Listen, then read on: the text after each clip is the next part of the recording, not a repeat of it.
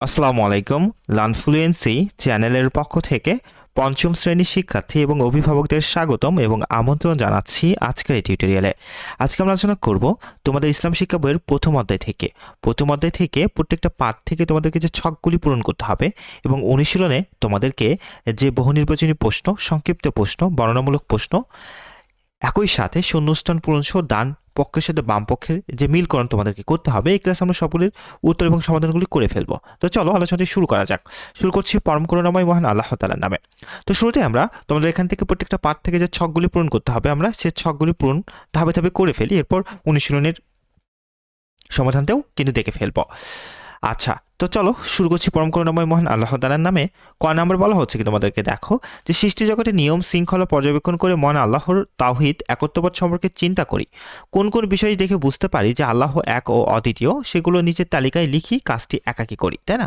তো এই কাজের সমাধানটি আমি তোমাদেরকে এখানে করে দিয়েছি। তোমরা একটু সমাধানটি দেখে দেখে তুলে ফেলবে এবং নিশ্চয়ই অবশ্যই মুখস্থ করে ফেলবে। তো দেখো এই যে সমাধানটি আমরা এখানে তোমাদেরকে দিয়েছি, তোমরা ভিডিওটি পজ করে উত্তরটি একটু দেখে ফেলবা। এর পরের অংশে যদি তোমরা চলে যাও, তোমাদের বই থেকে ঠিক 4 পৃষ্ঠায় খ নাম্বার প্রশ্ন বলা হচ্ছে, সূরা ইখলাস এর আলোকে আল্লাহর তাওহীদের পরিচয়সমূহ চিহ্নিত করে একটি তালিকা তৈরি করি, কাজটি জোড়াই করি। এখান থেকে তোমাদের যে কাজটি দেওয়া হয়েছে, কাজের উত্তরটি আমরা একটু দেখে ফেলি, চলো। আচ্ছা, খ নাম্বার থেকে এই যে দেখো, তোমরা নিশ্চয়ই দেখতে পাচ্ছ খ নাম্বারে তোমাদেরকে যে কাজটি দেওয়া হয়েছে, ভিডিওটি পজ করে উত্তরটি তোমরা এখান থেকে দেখে ফেলবে। আচ্ছা, এরপর গ নম্বরে তোমাদেরকে বলা হচ্ছে, দেখো দৈনন্দিন জীবনে আমরা কিভাবে মহান আল্লাহর তাওহীদের চেতনার অনুশীলন করতে পারি সে সম্পর্কে দলে আলোচনা করি, এরপরে উপায়গুলো নিচের ছকে লিখি। আচ্ছা, তো এখান থেকে উত্তরটি তোমরা একটু দেখে ফেলো। এই যে দেখো সমাধানটি আমরা করে দিয়েছি, তোমরা এখানটি ভিডিওটি পজ করে একটু উত্তরটি দেখে ফেলবা। আচ্ছা, এরপরে অংশ আমরা চলে যাই তোমাদের এখান থেকে শিরক থেকে। এরপরের অংশে তোমাদের যে কাজটি দেওয়া হয়েছে, দেখো ক নম্বরে বলা হচ্ছে যে শিরক সম্পর্কে আলোচনা করে শিরক হয় এমন কাজের তালিকা করি, কাজটি জোড়াই করি। তো এই উত্তরটি তোমরা একটু দেখে ফেলো। শিরক সম্পর্কে তোমাদেরকে যে কাজটি দেওয়া হয়েছে, এই যে দেখো দেখতে পাচ্ছ নিশ্চয়ই, এখান থেকে উত্তরটির তোমরা দেখে নেবা এবং ভিডিওটি পজ করে তুলে ফেলবা। আচ্ছা, শিরকের পর এখান থেকে খ নম্বরে তোমাদেরকে বলা হচ্ছে, দৈনন্দিন জীবনে শিরক থেকে বেঁচে থাকার জন্য করণীয় কাজের একটি তালিকা প্রস্তুত করি, কাজটি দলগতভাবে করি। এই যে তালিকাটি দেখতে পাচ্ছ, উত্তরটি তোমরা একটু এখান থেকে দেখে ফেলো। আচ্ছা, এই যে দেখো দৈনন্দিন জীবনে শিরক থেকে বেঁচে থাকার জন্য করণীয় যে কাজগুলি, সেগুলোর উত্তরটি এখানে কিন্তু দিয়ে দেওয়া হয়েছে। তোমরা এখান থেকে একটু উত্তরটি সুন্দর করে দেখে ফেলবে এবং তুলে ফেলবে। এরপরে যদি আমরা চলে আসি সালাদ থেকে, তোমাদেরকে যে কাজ দেওয়া হয়েছে, চলে আসো খ নাম্বারে বলা হচ্ছে, সালাদের ওয়াজিব সময়ের একটি তালিকা তৈরি করি, কাজটি একাকী করি। এই ওয়াজিবের তালিকাটুকু তোমরা একটু দেখে ফেলো, আমরা তোমাদেরকে উত্তরটি করে দিয়েছি, একটু ভিডিওটি পজ করে উত্তরগুলি একটু দেখে ফেলবে এখান থেকে। আচ্ছা, আশা করি বুঝতে পেরেছ।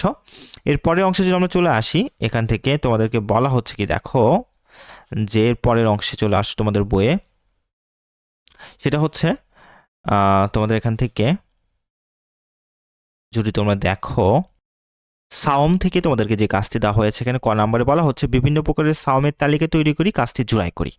আচ্ছা, তো সাওমের উত্তরটি তোমরা একটু দেখে ফেলো। এই যে দেখো সাওমের উত্তরটি কিন্তু আমরা এখানে তোমাদেরকে দেখিয়েছি, এখান থেকে একটু তুলে ফেলবা, ভিডিওটি পজ করে তুলে ফেলবা।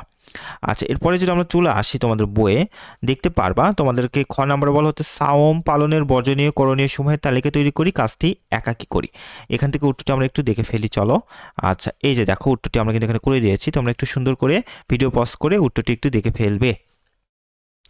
এরপরের অংশে চলে আসো, তোমাদেরকে বলা হচ্ছে জাকাত থেকে, তাই না?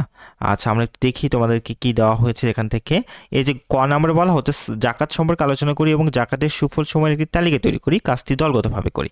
তো এই যে জাকাত সম্পর্কে এখানে কিন্তু কাজটি তোমাদেরকে দিয়ে দেওয়া হয়েছে, তোমরা একটু সুন্দর করে উত্তরটি এখান থেকে দেখে ফেলবে। এই যে দেখো জাকাত সম্পর্কে যে কাজটি তোমাদেরকে দেওয়া হয়েছে, সে উত্তরটি এখান থেকে দেখে ফেলো। আচ্ছা, এরপরের অংশে তোমরা চলে আসো, হজ থেকে তোমাদেরকে যে কাজ দেওয়া হয়েছে, হজ থেকে তোমাদেরকে এখানে হজ না, কুরবানি থেকে তোমাদেরকে কাজ দেওয়া হয়েছে কিনা আমরা একটু দেখি। আচ্ছা, এই যে দেখো কুরবানি সম্পর্কে তোমাদেরকে বলা হচ্ছে, বাস্তব জীবনে কুরবানি ত্যাগের শিক্ষা সম্পর্কে লিখি, কাজটি একাকী করি। আচ্ছা, এখান থেকে যে উত্তরটি তোমরা একটু দেখে ফেলো, আমি তোমাদেরকে একটু দেখিয়ে দিই। এই যে দেখো, আচ্ছা, এখান থেকে ভিডিওটি পজ করে সম্পূর্ণ উত্তরটি তোমরা একটু সুন্দর করে দেখে ফেলবা। আচ্ছা, আশা করি বুঝতে পেরেছো। আচ্ছা, এরপরে আমরা চলে আসি পবিত্র কোরআন তেলাওয়াত থেকে তোমাদেরকে যে ছকগুলি দেওয়া হয়েছে সেগুলোর উত্তর একটু দেখি। এই যেখান থেকে ক নম্বর বলা হচ্ছে তাসবিহ সম্পর্কে একটি অনুচ্ছেদ লিখি, কাজটি দলগতভাবে করি। আচ্ছা, দেখো এখান থেকে তোমাদেরকে তাসবিহ সম্পর্কে যে কাজটি দেওয়া হয়েছে সেই উত্তরটি আমরা একটু দেখে ফেলি। এই যে দেখো তাসবিহ সম্পর্কে তোমাদেরকে যে অনুচ্ছেদটি দেওয়া হয়েছে সেটির উত্তরটি ঠিক এখান থেকে তোমরা দেখে ফেলো। আচ্ছা, এরপরে তোমাদেরকে যে কাজটি দেওয়া হয়েছে চলো দেখি আমরা। এরপরে তোমরা যদি দেখো তোমাদের এখান থেকে ২৬ পৃষ্ঠায় ক নম্বরে যে বলা হচ্ছে মাকরাস বা উচ্চারণের স্থানে যে কোনো ৫টি নাম লিখে একটি তালিকা তৈরি করি, কাজটি দলগতভাবে করি। তো এখান থেকে এই ছকের উত্তরটিও তোমরা একটু দেখে ফেলো। আমরা যদি নিচে চলে আসি, এই যে দেখো নিশ্চয়ই দেখতে পাচ্ছ তাই না? এখান থেকে ভিডিওটি পজ করে উত্তরটি তোমরা এখান থেকে দেখে ফেলবে। আচ্ছা, এরপরে আমরা যদি চলে আসি সেটা হচ্ছে যে তোমাদের বইয়ের ঠিক ২৮ পৃষ্ঠায় যদি চলে আসো দেখতে পারবে তোমাদেরকে এখানে আরেকটি কাজ দেওয়া হয়েছে। বলা হচ্ছে গুণনাহর দুটি হরফ সহ গুণনাহর ব্যবহার রয়েছে এমন ৫টি শব্দের চার্ট তৈরি করি, কাজটি দলগতভাবে করি।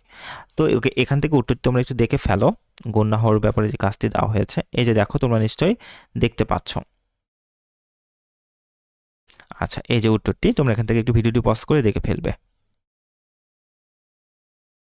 আচ্ছা, এরপরে চলে আসো তোমাদের উপর ২৯ পৃষ্ঠায় তোমাদেরকে যে কাজটি দেওয়া হয়েছে এখানে সেটা হচ্ছে ঈদগাম সংবলিত ৫টি শব্দের চার্ট তৈরি করি, অনুশীলন করি, কাজটি দলগতভাবে করি।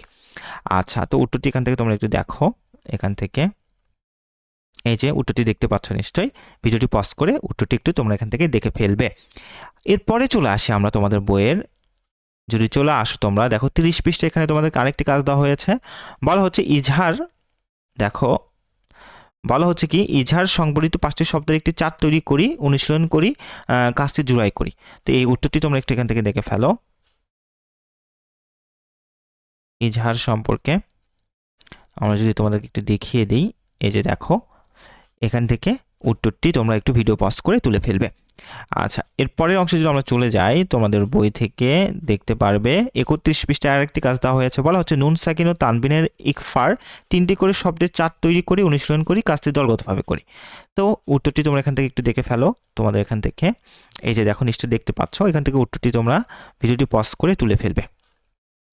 আচ্ছা, এরপরে তোমরা যদি তোমাদের বইয়ে চলে আসো দেখতে পারবে তোমাদের এখান থেকে যে কাজটি দেওয়া হয়েছে, অর্থাৎ অনুশীলনে থেকে তোমাদেরকে যে প্রশ্নগুলি করা হয়েছে আমরা উত্তরগুলি একটু দেখে ফেলি। চলো, ক নম্বর প্রশ্নে তোমাদেরকে বলা হচ্ছে সঠিক চিহ্নের, এখান থেকে বলা হচ্ছে সৃষ্টি জগতের শৃঙ্খলা থেকে আমরা কি বুঝতে পারি? উত্তরটি হবে ক নাম্বার আল্লাহর একত্ববাদ। খ নাম্বার বলা হচ্ছে তাওহীদ বলতে কি বোঝায়? উত্তরটি হবে ২ নাম্বার আল্লাহর একত্ববাদে বিশ্বাস। গ নাম্বার বলা হচ্ছে মন আল্লাহর গুণবলিত কাউকে অংশীদার করাকে কি বলা হয়? উত্তরটি হবে ৩ নাম্বার শিরক। এরপর ঘ নাম্বার বলা হচ্ছে কোনটি হজের ফরজ? উত্তরটি হবে ২ নাম্বার ইহরাম বাঁধা। এরপরে নম্বর থেকে তোমাদেরকে বলা হচ্ছে সালাতে কখন তাসাদু পড়তে হয়? উত্তরটি হবে ক নাম্বার দ্বিতীয় শেষ রাকাতে। চ নাম্বার বলা হচ্ছে দোয়া কুনুত আমাদের কি শেখায়? উত্তরটি হবে বিনয় ও অনুগত্য। এবার ৬ নাম্বার বলা হচ্ছে সালাতের ওয়াজিব কয়টি? উত্তরটি হবে ৩ নাম্বার ১৪টি। কোন কাজ করলে রোজা ভেঙে যায়? উত্তরটি হবে কিন্তু ৩ নাম্বার ইচ্ছাকৃতভাবে পানাহার করলে। এরপরে অংশ আমরা চলে আসি তোমাদের এখান থেকে। ৬ নাম্বার বলা হচ্ছে অর্থনৈতিক বৈষম্য দূর করার জন্য আমরা কোন ইবাদত করব? উত্তরটি হবে ৪ নাম্বার যাকাত আদায়। এরপর নাম্বার থেকে তোমাদের বলা হচ্ছে হামজা বর্ণটি কোন স্থান থেকে উচ্চারিত হয়? উত্তরটি হবে কিন্তু ৩ নাম্বার কণ্ঠনালীর শুরু থেকে, তাই না? এই ছিল এখান থেকে তোমাদের সঠিক চিহ্ন উত্তরগুলি। এরপর আমরা শূন্যস্থান পূরণ উত্তরগুলি একটু পর্যায়ক্রমে দেখে ফেলি। চলো, আচ্ছা, এই যে দেখো তোমরা নিশ্চয়ই দেখতে পাচ্ছ শূন্যস্থান পূরণগুলি। আমরা কিন্তু উত্তরগুলি তোমাদের এখানে করে দিয়েছি। ১ নম্বরে অর্থাৎ ক নম্বরে বলা হচ্ছে এক ও অদ্বিতীয় আল্লাহর আদেশে সৃষ্টি জগৎ সুশৃঙ্খলভাবে চলে। শূন্যস্থানে বসবে সুশৃঙ্খলভাবে। খ নম্বর বলা হচ্ছে সালাতের ফরজ কাজগুলো আকাম ও আরকান বলে, তার মানে শূন্যস্থানে কিন্তু বসবে আকাম। গ নম্বর বলা হচ্ছে জাকাতের মাধ্যমে দরিদ্র মানুষের হয় আর্থিক সহায়তা প্রদান করা, এর মধ্যে শূন্যস্থানে বসবে কিন্তু আর্থিক। ঘ নম্বর বলা হচ্ছে সাওম পালনের মূল উদ্দেশ্য হলো তাকওয়া অর্জন করা, শূন্যস্থানে কিন্তু বসবে তাকওয়া। নম্বর বলা হচ্ছে কণ্ঠনালীর মধ্যভাগ থেকে আইন উচ্চারিত হয়, তাই না? তো এখানে কি বসবে বলো তো? মধ্য ভাগ বসবে কিন্তু। আচ্ছা, এরপরে তোমাদের কিন্তু বাম পাশে ডান পাশে মিলকরণ করতে হবে। আমরা উত্তরটি কিন্তু এখানে করে দিয়েছি, তোমরা একটু দেখো। আচ্ছা, আমরা বাম পাশের সাথে কিন্তু ডান পাশে যা বসবে সেগুলো কিন্তু তোমাদের একটু বড় করে দিয়েছি। এগুলো ওই পাশ থেকে তোমরা এখান থেকে তুলে তুলে করে ফেলবে। কাউকে আল্লাহর সাথে সমতুল্য মনে করাকে শিরক বলে। তাশহাদ পাঠ করার মাধ্যমে সালাত আদায়কারী মহান আল্লাহর মহিমা ঘোষণা করেন, তাই না? তাশহাদু। আচ্ছা, গ নম্বরে প্রাপ্তবয়স্ক সুস্থ ও সমর্থবান মুসলিম নন-নারীর প্রতি জীবনে একবার হজ করা ফরজ। খ নম্বর, প্রত্যেক ভাষার বর্ণমালার একটি নির্দিষ্ট উচ্চারণ রীতি রয়েছে, তাই না? এ ছিল মিলকরণের উত্তরগুলি। এরপরে যদি তোমরা চলে আসো তোমাদের বইয়ে, দেখতে পারবে শুদ্ধ অশুদ্ধ দেওয়া হয়েছে, তাই না? শুদ্ধ অশুদ্ধের উত্তরগুলি কিন্তু আমরা এখানে তোমাদেরকে দিয়ে দিয়েছি, তোমরা একটু ভিডিওটি পজ করে এখান থেকে দেখে ফেলবে। এরপরে যদি চলে আসো, তোমাদের কিন্তু সংক্ষিপ্ত প্রশ্ন এবং 5টি তোমাদেরকে কিন্তু সংক্ষিপ্ত প্রশ্ন এবং বর্ণনামূলক প্রশ্নগুলো দেওয়া হয়েছে। তো চলো আমরা পর্যায়ক্রমে সংক্ষিপ্ত এবং বর্ণনামূলক প্রশ্নের উত্তরগুলো একটু দেখে ফেলি। আচ্ছা, এই যে সংক্ষিপ্ত প্রশ্নের উত্তরগুলো একটু দেখি। দেখো তোমাদেরকে এখান থেকে বলা হচ্ছে, ক নম্বর প্রশ্ন বলা হচ্ছে, দেখো যে আমরা সৃষ্টি জগতের শৃঙ্খলা দেখে মহান আল্লাহ সম্পর্কে কি জানতে পারি?